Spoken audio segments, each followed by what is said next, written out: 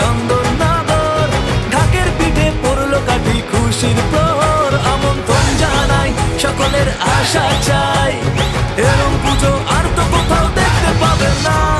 সবার সেরা এই শহরের জগদ্ধাত্রী মা, সবার সেরা এই শহরের জগদ্ধাত্রী মা, সবার সেরা এই